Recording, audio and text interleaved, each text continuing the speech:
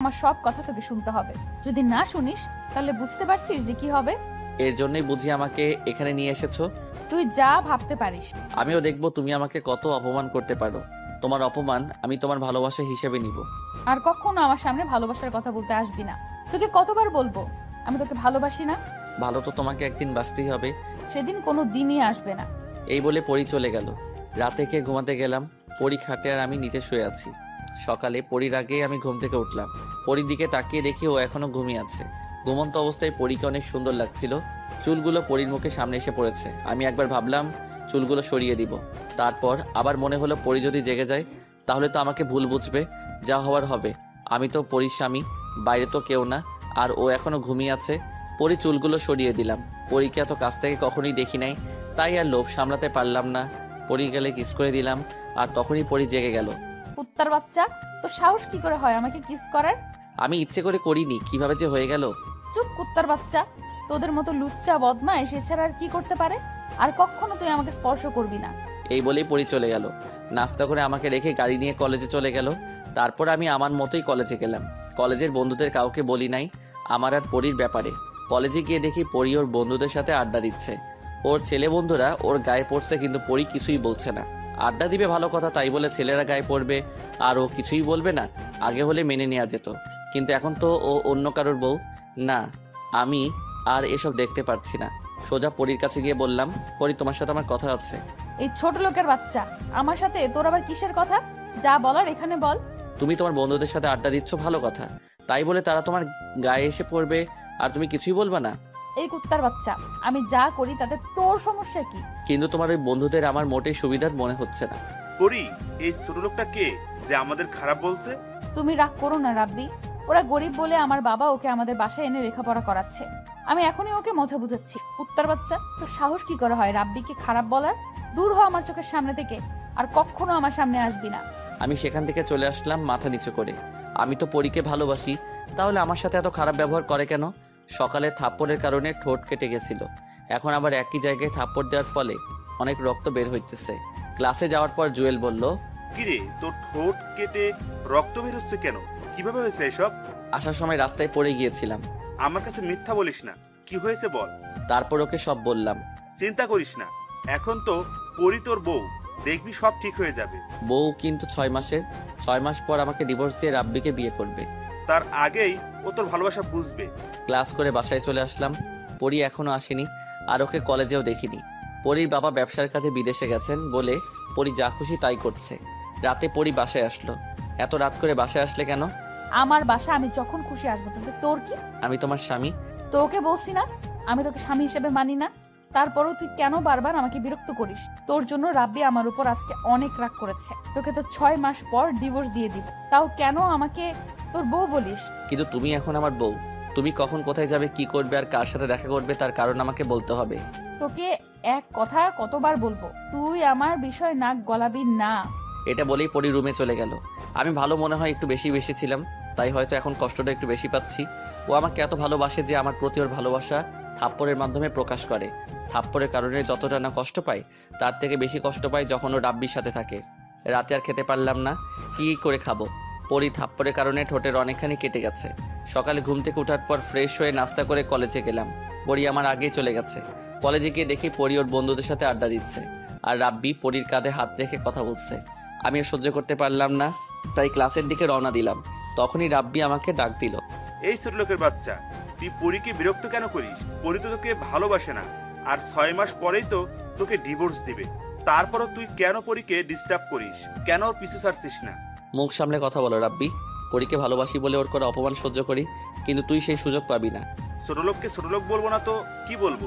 তোর মতো স্যাসটা আর আমি কখনোই দেখি নাই। কুত্তার বাচ্চা, তুই কোন সাহসে রাব্বির গায়ে হাত তুললি? রাব্বি আমার বাবা মাকে নিয়ে কথা বলেছে, তাই মেরেছি। রাব্বি যা বলেছে তা তো ঠিকই বলেছে। তোর বাবা মা যদি ভালোই হতো তাহলে তোর সাথে আমার বিয়ে দিত না। আমার তো মনে হয় তোর বাবা মা টাকার লোভে তোকে আমার পিছু লাগিয়ে দিয়ে, মনে হয় তোর বোনকেও কোনো বড়লোক ছেলের পেছনে লাগিয়ে দিয়েছে। তোদের চরিত্র তো এমনই। তোর সাহস কি করে হয় আমার বাবা মা বোনের সম্পর্কে বাজে কথা বলার? এর ভিতরে প্রিন্সিপাল চলে এসেছে। কি হচ্ছে কি এখানে? তোমাদের সাহস তো কম না, কলেজ ক্যাম্পাসে মারামারি করো? স্যার, হৃদয় আমাকে অনেকদিন থেকেই বিরক্ত করেন, আজ আমার গায়ে হাত দিয়ে। তারপর রাব্বি কিছু বলতে গেলে রাব্বিকেও মারে। ঘটনার সময় যারাই ছিল তারা সবাই পরীর বন্ধু, সবাই পরীর কথায় সায় দিচ্ছে।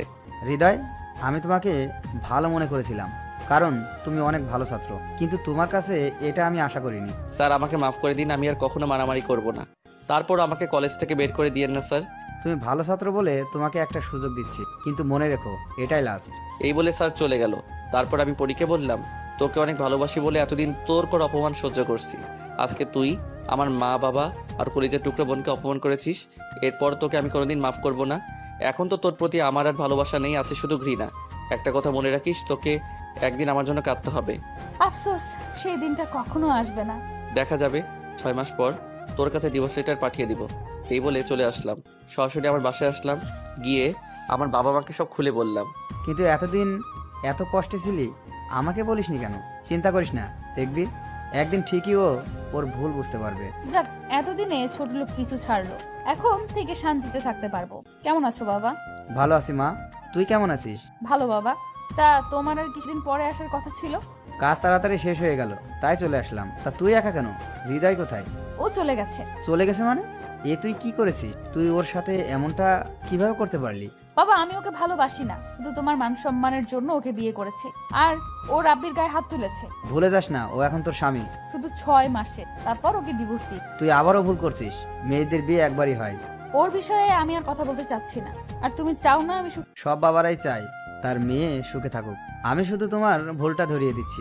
আমি কোনো ভুল করছি না বাবা, আমি রাব্বির সাথে সুখে থাকবো। যা সিদ্ধান্ত নিবি বুঝে শুনে নিস, পরে যাতে পস্তাতে না হয়। রাতে শুয়ে শুয়ে ভাবছি কিভাবে পারলো পরি আমাকে এতটা অপমান করতে। পরের দিন কলেজে গেলাম, যাওয়ার পর জুয়েল বলল, যা হয়েছে সবকিছু ভুলে যা, তুই নতুন ভাবে শুরু কর। তোর কি মনে হয় আমি দেবদাস হয়ে থাকবো? মানে? আমার মনে এখন পরির জন্য কোনো ভালোবাসা নেই, তাই এখন আর ওর কথা ভেবে কষ্ট পাবো না। আমি যেমন ছিলাম তেমনই থাকবো, আগের মতোই সবার সাথে আড্ডা দিব। ভালো বলেছিস, ওই মেয়ের জন্য কেন তুই কষ্ট পাবি? আচ্ছা এখন চল ক্লাসে যাই। চল। আমাকে দেখে সবাই অনেক অবাক হয়েছে। গতকালকে এত বড় একটা ঘটনা ঘটে যাওয়ার পরেও আজকে আমাকে কলেজে দেখেছে বলে ক্লাস করে কলেজের ক্যাম্পাসে আড্ডা দিচ্ছি। তখনই দেখলাম পরি আর তার বন্ধুরা আমাদের সামনে দিয়ে বাইকে করে যাচ্ছে। আড্ডা দিয়ে বাসায় আসলাম, বাসায় এসে খেয়ে দিয়ে একটা ঘুম দিলাম। বিকেলে জুয়েল ফোন দিল। কিরে কই তুই? কেন বাসায়? ও তাড়াতাড়ি মামার চায়ের দোকানে আয়, কেন? সবাই এসেছে, আড্ডা দিব তাই। ওকে আসতেছি। রাত 10টা পর্যন্ত আড্ডা দিয়ে বাসায় আসলাম, বাসায় এসে খেয়ে দিয়ে ঘুমিয়ে গেলাম। এভাবে চলছিল কলেজে, আমি আর পরির দিকে তাকাইও না। এভাবে 5 মাস চলে গেল, ডিভোর্সের আর 1 মাস বাকি আছে। এতদিন যতটা সম্ভব পেরেছি পরীকে বলে থাকতে। এখন আর পরির প্রতি কোনো ভালোবাসা নেই। আমি ভেবেছিলাম হৃদয় আমার জীবনে না থাকলে হয়তো আমি ভালো থাকবো। সত্যি কথা বলতে প্রথম 3-4 মাস ওর কথা এমনি মনে পড়েনি, কিন্তু আস্তে আস্তে হৃদয়কে ভীষণ মিস করা শুরু করি। যতই ডিভোর্সের দিন ঘনিয়ে আসছে ততই মনে হচ্ছে কি যেন একটা আমার কাছ থেকে চলে যাচ্ছে। এখন রাত করে বাসায় ফেলে হৃদয়ের সেই কথাগুলো মনে পড়ে। এখন বন্ধুদের সাথে আড্ডা দিতে ভালো লাগে না, কেমন জানি সবকিছু বিরক্ত লাগছে। কলেজ ক্যাম্পাসে বন্ধুদের সাথে আড্ডা দিচ্ছি বলে ভুল হবে, ওর কথা বলছে আর আমি ওদের কথা শুনি। কেন জানি আমার কিছুই ভালো লাগছে না, জানি না এমন কেন হচ্ছে। এর মধ্যেই রাব্বি বলল, কি হয়েছে পরি? আমার আবার কি হবে? না, বেশ কিছুদিন ধরে দেখছি তুমি আগের মতো আর নেই, পরিবর্তন হয়ে গেছো। ফালতু কথা বলবে না তো, আমি কোনো পরিবর্তন হইনি, আগের মতোই আছি। আর সব সময় যে সবার মন একরকম থাকবে তা তো নয়। রাগ কেন করছো? আমি তো জাস্ট এমনি বললাম। আচ্ছা, তুমি কি কোনো বিষয় নিয়ে চিন্তিত? না, আর তোমার এসব ফালতু কথা বলা বাদ দাও, আমার ভালো লাগছে না। আচ্ছা বাদ দিলাম, তারপর রাগ করো না প্লিজ। চলো কোথাও থেকে ঘুরে আসি। আমার ভালো লাগছে না। চল পড়ি, সবাই যাব। আচ্ছা চল।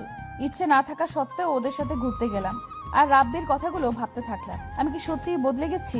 কিন্তু কেন?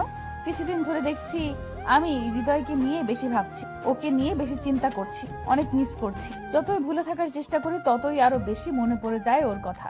আর কিছু ভাবতে পারছি না, মনে হয় পাগল হয়ে যাব। বন্ধু দেখ, পুরীর জায়গাটা অনেক সুন্দর, সবাই কত আনন্দ ফুর্তি করছে, আর তুই কেন পাগলের মতো আচরণ করছিস? কার কথা বলছিস? হৃদয়। কি বলছিস এসব? হ্যাঁ, আমি ঠিকই বলছি। অনেক চেষ্টা করি ওকে ভুলে থাকার জন্য, কিন্তু তারপরও কেন জানি চোখের সামনে চলে আসে। জানি না আমার এরকম কেন হচ্ছে। তুই হৃদয়কে ভালোবেসে ফেলেছিস? কি বলছিস এসব? আমি ওকে কখনো ভালোবাসবো না, আমি তো রাব্বিকে ভালোবাসি। তুই মুখে বলছিস সে কথা, কিন্তু তোর পরিবর্তন তোকে বলে দিচ্ছে তুই হৃদয়কে ভালোবেসেছিস। না, এটা কখনো হতে পারে না। তুই বিশ্বাস না করলেও এটা সত্যি। পরি চলো, তোমাকে বাসায় দিয়ে আসি। চলো। পরি সন্ধ্যায় তৈরি থেকেও, আমি তোমাকে নিয়ে যাব কোথায়? পার্টিতে। আচ্ছা, আমি রেডি থাকবো। বাসার ভেতরে চলে আসলাম। এতক্ষণ যাও ভালো ছিলাম, বাসায় আসার পর আবার মন খারাপ হয়ে গেল। তুই কোনো কিছু চিন্তা করিস না মা। না বাবা, আমার কিছুই হয়নি। আমি রুমে গেলাম। আচ্ছা যা, রুমে গিয়ে বিশ্রাম নে, ভালো লাগবে। সন্ধ্যায় পার্টিতে যাওয়ার জন্য তৈরি হলাম। এর ভেতরে রাব্বি ফোন দিল। নিচে নেমে ওর সাথে পার্টিতে গেলাম। আগে পার্টিতে আসলে অনেক আনন্দ ফুর্তি করতাম, কিন্তু আজকে কিছুই ভালো লাগছে না। সবাই আনন্দ ফুর্তি করছে আর আমি এক জায়গায় বসে আছি। পরি, চলো ডান্স করি। আমার ভালো লাগছে না। আরে চলো, অনেক ভালো লাগবে। দেখো সবাই ডান্স। আমি করব না, প্লিজ আমাকে জোর করো না। তোমার কি হয়েছে আজ পরি? বেশ কিছুদিন ধরে তোমার আচরণ আমার কাছে কেমন জানি লাগছে। বললাম তো আমার কিছুই হয়নি, আর এখন ডান্স করতে ভালো লাগছে না। তোমার শুধু আজকে ভালো লাগছে না তা কিন্তু নয়, যখন সবাই মিলে আড্ডা দেই তখনও তুমি মন মারা হয়ে থাকো। আর ওই দিন তুমি ঘুরতে যেতেও চাওনি। আর তার থেকে বড় কথা হলো, তুমি আগের মতো আর আমার সাথে কথা বলো না।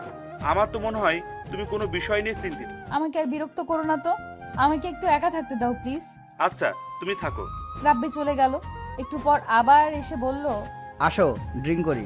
আমার ভালো লাগছে না আজ। রাব্বি প্লিজ আমাকে বিরক্ত করো না। আমি কিছু বললেই তো এখন ভালো লাগবে না, মন তো এখন অন্য জায়গায় পড়ে আছে। মানে কি বলতে চাইছো তুমি? যা বলছি ঠিকই বলেছি, এখন তো গায়ে লাগবেই। তা হৃদয় তোমাকে বাসুরাতে কি এমন দিয়েছিল যার জন্য ওকে এখনো ভুলতে পারছো না? চুপ করো রাব্বি, আর একটা বাজে কথা বলবে না। অনেক হয়েছে, আর একটা বাজে কথা বলবি না। তোর জন্য হৃদয়ের সাথে আমার বিয়ে হওয়া সত্ত্বেও ওকে ভুল বুঝেছি। দিনের পর দিন ওকে অপমান করেছি, তারপরও ও কিছু বলে নাই, কারণ ও আমাকে ভালোবাসত। আমি ওর বিয়ে করা বউ থাকা সত্ত্বেও ও আমাকে ছুঁয়ে পর্যন্ত দেখেনি। আমি ওকে ভালোবেসে ফেলেছি, অনেক বেশি ভালোবেসে ফেলেছি। আর কখনোই তুই আমার সামনে আসবি আর আমার সাথে যোগাযোগ করার চেষ্টা করবি না। ওখান থেকে চলে আসলাম। রাতে শুয়ে শুয়ে ভাবতে থাকলাম, হৃদয় কি আমাকে আর কখনো মাফ করবে? ডিভোর্সের তো আর 10 দিন বাকি। ও তো বলেছিল আমার কাছে ডিভোর্স লেটারটা পাঠিয়ে দিবে। না, আমি ওকে কিছুতেই ডিভোর্স দিব না। দরকার হলে মারা যাব, তারপরেও না। সকালে আমার সব জিনিসপত্র একটা ব্যাগে ভরলাম। বাসা থেকে বের হব, তখনই বাবা বলল, ব্যাগ নিয়ে কোথায় যাচ্ছিস মা? শ্বশুর বাড়িতে। মানে? আমি হৃদয়দের বাড়িতে যাচ্ছি। আমি ওকে ভালোবেসে ফেলেছি বাবা, ওকে ছাড়া আমি থাকতে পারবো না। জানি না ও আমাকে মাফ করবে কিনা। আমি ওর সাথে অনেক খারাপ ব্যবহার করে ফেলেছি বাবা, তাই ওদের বাড়িতে চলে যাচ্ছি বাবা। তাহলে চল, আমিও তোর সাথে যাব। না বাবা, ভুল যেহেতু আমিই করেছি, তাই আমায় তা ঠিক করতে হবে। আমি গেলাম। আচ্ছা যা। সকালে ঘুম থেকে উঠে ফ্রেশ হয়ে সবাই মিলে নাস্তা করতে, তখনই কে যেন কলিং বেল বাজালো। বাবা গিয়ে দরজা খুলে দিল। তুমি এখানে কি চাও? আমাকে মাফ করে দিন বাবা, আমি অনেক বড় ভুল করে ফেলেছি। জানি তা মাফের অযোগ্য, তারপরও একটি সুযোগ দিন বাবা। হৃদয় তো তোমাকে পাগলের মতো ভালোবাসতো, আর তুমি ওকে দিনের পর দিন অনেক অপমান করেছো। আমি মানছি আমি অনেক ভুল করেছি, তারপরও আমাকে শেষবারের মতন একটা সুযোগ দিন বাবা। আমি কথা দিলাম বাবা, আর কোনো দিন এমন কাজ করব না। আমি যে তাকে ছাড়া বাঁচতে পারবো না। আরে আরে, কাঁদতে হবে না। তুমি তোমার ভুল বুঝতে পেরেছো, এটাই আমরা অনেক খুশি। আমাদের বিশ্বাস ছিল তুমি একদিন তোমার ভুল বুঝতে পারবে। আসো ভিতরে আসো। ও এখানে কেন বাবা? ও থাকবে না তো কে থাকবে? এটা তো ওরও বাড়ি। মানে? দেখ বাবা, পরি ওর ভুল বুঝতে পেরেছে, তুই ওকে মাফ করে দে। আবার নতুন কোনো প্ল্যান নিয়ে এখানে এসেছে? সাপকে বিশ্বাস করা যায়, তবু আমি ওকে বিশ্বাস করি না। হৃদয় আমাকে মাফ করে দাও, আমি আমার ভুল বুঝতে পেরেছি। আমি আর কখনো তোমাকে কষ্ট দিব না। আমাকে মাফ করে দাও প্লিজ। তুই কোন সাহসে আমার হাত ধরেছিস? আমার হাত ধরার অধিকার তোর নেই। হৃদয়, ওর সাথে এই রকম ব্যবহার কেন করছিস? পরিমা, তুমি খেতে এসো। ওর মতো মেয়ের সাথে এক টেবিলে বসে খাওয়ার কোনো ইচ্ছা আমার নেই। আমি গেলাম। এই বলে রাগ করে খাবার না খেয়ে বাসা থেকে বের হয়ে গেলাম। সবাই পরীকে মাফ করলেও আমি করব না। অনেক ভালোবাসতাম ওকে, তাই তো ওর সব করা অপমান মুখ বুজে সহ্য করতাম। কিন্তু এখন আমার মনে ওর জন্য ঘৃণা ছাড়া আর কিছুই নেই। বাইরের হোটেল থেকে নাস্তা করলাম, সারাদিন বন্ধুদের সাথে আড্ডা দিলাম। রাত 10টায় বাসায় গেলাম। কলিং বেল বাজানোর পর পরি এসে দরজা খুললো। তুই এখনো এখান থেকে যাসনি কেন? তোকে আমার সহ্য হয় না, যা তুই এখান থেকে। আমি আমার স্বামীর বাড়িতে আছি, যাব কেন?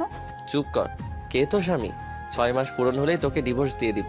আমি অনেক বড় অন্যায় করে ফেলেছি, দয়া করে আমাকে শেষবারের মতন একটা সুযোগ দাও। আমাকে মাফ করে দাও প্লিজ। আমি আর এরকম জীবনেও করব না, কথা দিচ্ছি। আর কখনো তোমার সাথে খারাপ ব্যবহার করব না, তোমাকে কষ্ট দিব না। তুমি যা বলবে তাই করব। দরকার হলে তোমাদের বাসায় কাজের লোক হয়ে থাকবো, তারপরেও আমাকে ডিভোর্স দিও না। আমি তোমাকে ছাড়া বাঁচতে পারবো না। এবার তোর অভিনয় করা বন্ধ কর, আমি তোকে আর বিশ্বাস করছি না। এই বলে নিজের রুমে যেতে লাগলাম। তখনই বাবা বলল, তুই এত রাত পর্যন্ত বাসার বাইরে কেন ছিলি? আর এখন এসেই পরীর সাথে চিল্লাচিল্লি করছিস? বাবা তুমি যতই বলো না কেন, আমি আর ওর ফাঁদে পা দিচ্ছি না। চুপ কর। মেয়েটি তোর জন্য সেই সকাল থেকে না খেয়ে বসে আছে। যা, হাত মুখ ধুয়ে খেতে আয়। এটা ওর একটা ফাঁদ। দেখো কি যেন একটা মতলব নিয়ে বাড়িতে এসেছে, আর আমি বাইরে থেকে খেয়ে এসেছি, এখন খাবো না। এই বলে রুমে চলে আসলাম। অনেকক্ষণ পর পরিও রুমে আসলো। তুই এই রুমে কেন এসেছিস? বারে, এটা তো আমারও রুম। তোর রুম মানে? এটা শুধু আমার রুম, তুই এখান থেকে বের হ। হৃদয় প্লিজ আমাকে মাফ করে দাও, আমি আর কখনো এরকম করব না। তোর সাহস কি করে হয় আমাকে জড়িয়ে ধরার? মনে আছে একদিন তোকে স্পর্শ করেছিলাম বলে তুই আমার গালে থাপ্পড় মেরেছিলি, ছোট লোক বলে অপমান করেছিলি, আর এখন সেই তুই আমায় জড়িয়ে ধরেছিস? তোর কি মনে হয় তুই আমায় জড়িয়ে ধরলে আমি তোর মায়ায় পড়ে যাব? কখনোই না। ভালোভাবে বলছি, কাল সকালে তুই এই বাড়ি ছেড়ে চলে যাবি। তা তো সেই রাব্বির খবর কি? আমি আর ওকে ভালোবাসি না, ওর প্রতি শুধু আমার মোহ ছিল। কি গ্যারান্টি আছে কালকে আবার অন্য ছেলের মোহে পড়ে আমায় ভুলে যাবি? তোর মতো মেয়েরা এছাড়া আর কি করতে পারে? বিশ্বাস করো, আমি সত্যি তোমাকে অনেক বেশি ভালোবাসি। আর একটা সুযোগ দাও আমাকে তোমাকে ভালোবাসার। তোর ন্যাকা কান্না বন্ধ করে এখনই রুম থেকে বের হ, আমি ঘুমাবো। কোথায় যাব? আর এটা তো আমারও রুম। আর এখন যদি আমাকে বের করে দাও তাহলে বাবা মা কিন্তু তোমায় খারাপ ভাববে। তারপর বললাম, থাক, তোকে রুম থেকে বের হতে হবে না, এই রুমে নিচে শুয়ে পড়ো। আর মনে থাকে যেন বিছানায় আসার চেষ্টাও করবি না। আসার চেষ্টা করলে কিন্তু খুব খারাপ হবে। সকালে ঘুম থেকে উঠে দেখলাম পরি আমার আগে ঘুম থেকে উঠে গেছে আর মাকে নাস্তা করতে সাহায্য করতেছে। ভালোই, মা বাবার বোনকে পটিয়ে ফেলেছে, কিন্তু আমি ওকে কোনোদিনও মাফ করতে পারবো না। ওকে বলেছিলাম একদিন ওকে আমার জন্য কাঁদতে হবে, আর আজ সেই দিন এসে গেছে। ফ্রেশ হয়ে নাস্তা করতে গেলাম। বাবাকে গিয়ে বললাম, বাবা ও আর কতদিন আমাদের বাড়িতে থাকবে? আর কতদিন থাকবে মানে? ও আমাদের বাড়ির বউ, তাই সব সময় আমাদের বাড়িতেই থাকবে। কিন্তু আমি ওকে বউ হিসেবে মানি না, আর কোনোদিন মানতেও পারবো না। ও বাসর রাতে আমার কাছে ডিভোর্স চেয়েছিল, তাই 6 মাস শেষ হলে ওকে আমি ডিভোর্স দিয়ে দিব।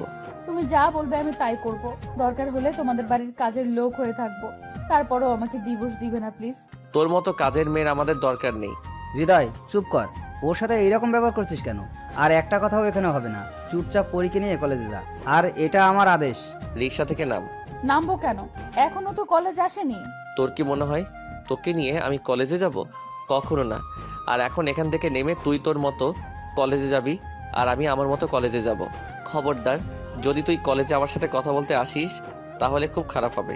তারপর ওকে নামিয়ে দিয়ে আমি আমার মতো কলেজে গেলাম। কলেজে আসার পর জুয়েলকে বললাম, দোস্ত একটা মহা বিপদে পড়েছি আমি। পরি আমাদের বাড়িতে চলে এসেছে আর বলে কিনা আমি ওর স্বামী, এটা ওর শ্বশুর বাড়ি। তার মানে পরী তোকে কি মেনে নিয়েছে? তাহলে তো আর কোনো সমস্যায় থাকলো না। মাথা খারাপ হয়ে গেছে তোর? আমি ওকে কখনো ভালোবাসবো না। তুই কি ভুলে গেছিস ও আমার সাথে কি কি করেছে? কিছুই ভুলিনি আমি, সব কিছুই আবার মনে আছে। কিন্তু তোর এটা মনে রাখতে হবে যে পরী তোর বিয়ে করাবো। শুধু আর কিছুদিনের বউ, 6 মাস পূর্ণ হলেই তো ওকে ডিভোর্স দিয়ে দিব।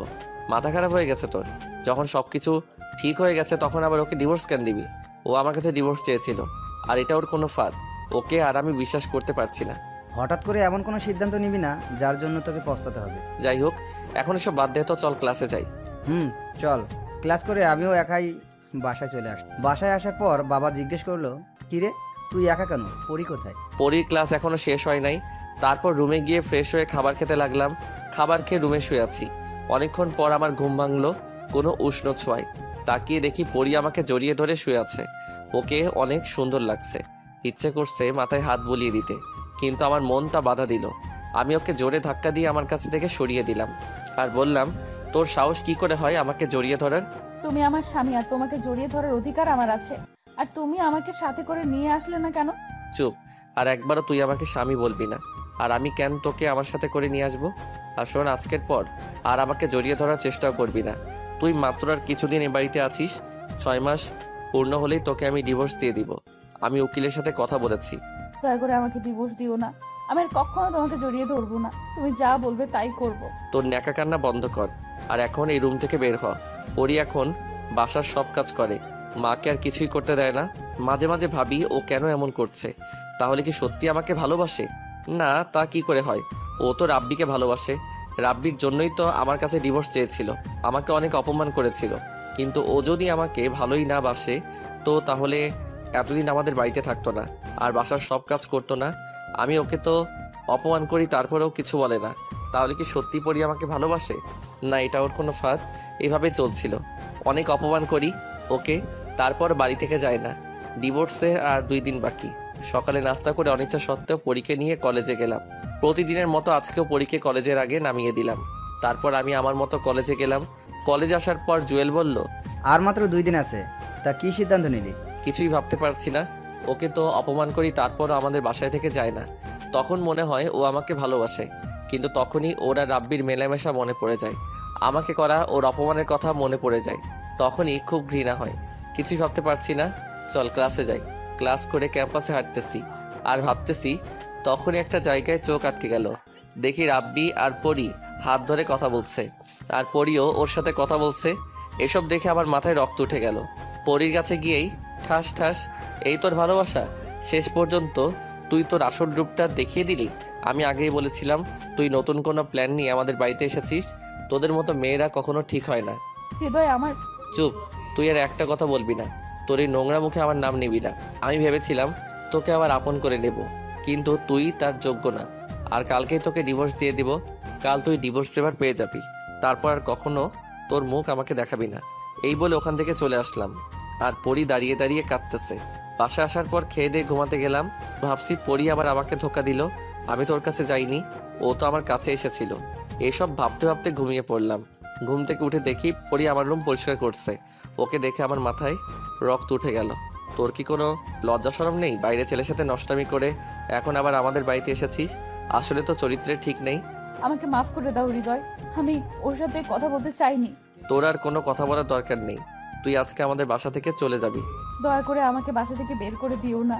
তুমি আমার কথাটা তো একবার শোনো প্লিজ। তোর কোনো কথা শোনার প্রয়োজন আমার নেই। তুই যদি বাসা থেকে চলে না যাস, আমি নিজেকে নিজেই শেষ করে দিব।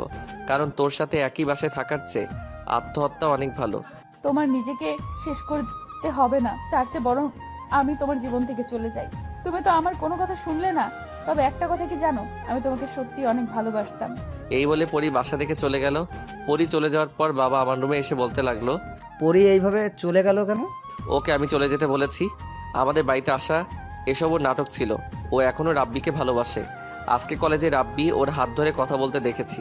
যেটা হয় আমরা সেটা দেখি না, আর যেটা না হওয়ার সেটাই আমরা দেখি। তোরও ঠিক এমনটাই হয়েছে। তুই পরির সব কথা শুনতি, তারপর সিদ্ধান্ত নিতি, কিন্তু তুই তো ওর কোনো কথাই শুনলি না।